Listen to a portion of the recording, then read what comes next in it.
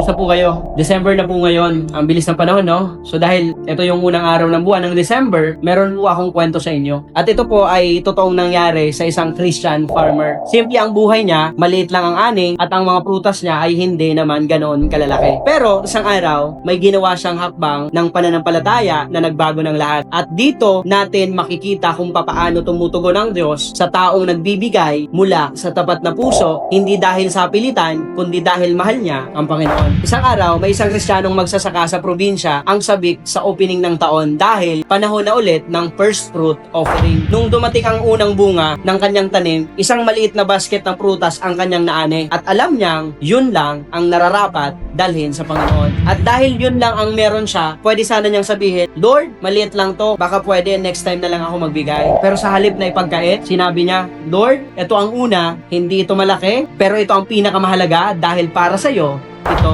Dinala niya sa church ang unang bunga, hindi dahil nakagapos siya sa batas, hindi dahil natatakot siya, kundi dahil mahal niya ang Diyos. Kinabukasan, pagbalik niya ng bukid, hindi siya makapaniwala. Ang mga sumunod na bunga ng kanyang tanim, yung mga ordinaryong prutas na hindi niya ine-expect, biglang nagsilakihan. Yung dating maliliit na bunga, parang nag-level up. Yung dati niyang hindi inaasahang liliit, naging punong-puno ng mas matataba. Yung ani niya, halos doble. Walang fertilizer na dagdag, walang special na ginawa, pero may isang malinaw na dahilan. May puso siyang nagbigay sa Diyos. Maraming naka-witness nito, at ito ay kumalat bilang patunay na kapag inuna mo si Lord, siya mismo ang magpapakita na hindi siya natatalo sa pagbibigay. Tandaan natin, ang pagbibigay sa Diyos ay hindi nasusukat sa halagang ibinibigay mo, kundi sa puso na nagbibigay nito. 2 Corinthians 9:7, God loves a cheerful giver. Hindi sinabing God loves a giver of a specific amount. Ang sabi niya, masaya, kusang loob, at buong puso. Oo,